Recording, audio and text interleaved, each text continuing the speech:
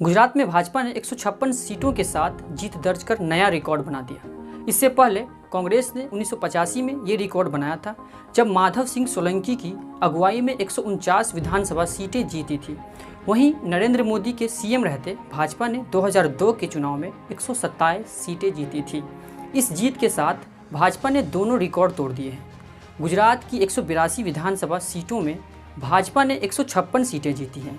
उसे 2017 के मुकाबले 58 सीटों का फ़ायदा हुआ है। वहीं कांग्रेस की सबसे ज़्यादा 60 सीटों का नुकसान हुआ है। पार्टी ने पिछली बार 77 सीटें जीती थीं, इस बार उसे 17 सीटें ही मिली। वहीं निर्दलीय और अन्य कैंडिडेट ने गुजरात में 4 सीटें ही जीती। दिलचस्प बात यह है कि चुनाव प्रचार के दौरान पीएम मोदी ने कहा था, नरेंद्र का रिकॉर्ड भूपेंद्र तोड़ेंगे। चुनाव नतीजे में बिल्कुल यही नजर आया। गुजरात में भाजपा की इस ऐतिहासिक जीत के पीछे प्रधानमंत्री नरेंद्र मोदी के नाम की सुनामी के अलावा अगर कोई बड़ा कारण है तो वह पूरे चुनाव को बाहरी बनाम भीतरी करने की भाजपा की कामयाब रणनीति है। साथ ही भाजपा ने गुजरात मॉडल के रूप में हिंदुत्व और विकास का ऐसा पैकेज लोगों को दिया कि वोट देने वाले आधे से अधिक लोगों ने सिर्फ कमल का बटन ही दबाया। आइए इस रिजल्ट से उठने वाले कुछ सवालों के जरिए समझते हैं गुजरात चुनाव में भाजपा की ऐतिहासिक जीत के क्या कारण रहे, साथ ही भविष्य की राजनीति को ये चुनाव कितना और कैसे प्रभावित करेगा। इसका मुख्य कारण रहा लोगों में बाहरी बनाम भीतरी का मुद्दा। कांग्रेस कोई लोकल चेहरा नहीं खड़ा कर पाई और आम आदमी पार्टी अरविंद केजरीवाल के फेस पर ही गुजरात चुनाव गई। इसलिए पिछली बार से कम वोटिंग के बावजूद भाजपा को ऐतिहासिक वोट 52% और सीट 156 मिले।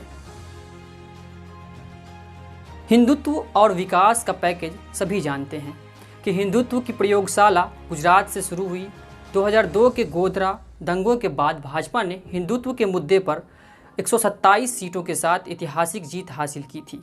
फिर 2003 में वाइब्रेंट गुजरात समिट की शुरुआत की, विकास का नया गुजरात मॉडल बनाया। फिर राम मंदिर, 3 तलाक और धारा 370 का खात्मा करा।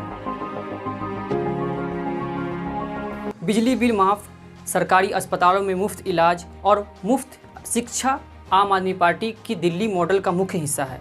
गुजरातियों को भाजपा ये समझाने में कामयाब रही कि मुफ्त का कुछ भी नहीं होगा। फिर भाजपा ने दिल्ली मॉडल के मुकाबले गुजरात मॉडल की वकालत की और उसे गुजरात प्राइड से जोड़ दिया, यानी गुजरात मॉडल को गुजरातियों का मॉडल बना दिया। आपकी रणनीति का मुख्य हिस्सा था कि गुजरात में चुनाव के जरिए राष्ट्रीय पार्टी का दर्जा हासिल करना। करीब 13% वोट मिलने के साथ ही उसे ये दर्जा मिल चुका है। आपके लड़ने से किसे फ़ायदा किसे नुकसान हुआ। 2017 में कांग्रेस का वोट शेयर 41% था, जो अब घटकर 28% रह गए। उसके 13% वोट कम हो गए। दूसरी ओर आम आदमी पार्टी को 13% वोट मिले। पहली नज़र में स्पष्ट होता है कि भाजपा के खिलाफ वाले 41% वोट ही 2 भागों में बंट गए हैं।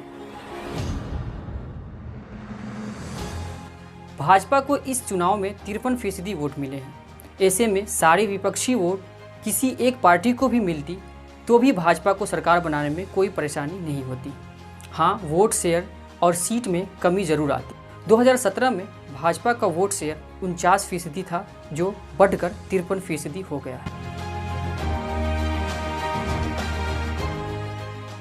कांग्रेस ने पहले दिन से ही यह रणनीति अपना ली थी कि गांधी परिवार के सदस्य गुजरात के चुनाव प्रचार से दूर रहेंगे।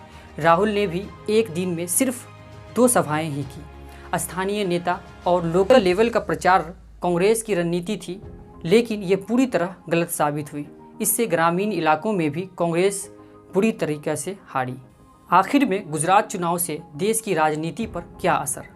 गुजरात में 27 साल से भाजपा की सरकार है। एंटी इनकम्बेंसी से निपटने के लिए चुनाव से 1 साल पहले मुख्यमंत्री और सारे मंत्रियों को बदल दिया गया। इसका असर रिजल्ट में ऐतिहासिक जीत के रूप में मिला। ऐसे में अगले साल मध्य प्रदेश में होने वाले चुनाव समेत भाजपा शासित राज्यों में ये प्रयोग देखने को मिल सकता है। साथ ही मोदी शाह की जोड़ी पर देश और भाजपा का विश्वास और बढ़ा है। इससे 2024 के लोकसभा चुनाव से पहले भाजपा अपने एजेंडे पर तेजी से बढ़ेगी। कैसा लगा ये वीडियो कमेंट बॉक्स में ज़रूर बताएं और हमारे चैनल को सब्सक्राइब कर बेल आइकन ज़रूर दबा दें। मिलते हैं। धन्यवाद।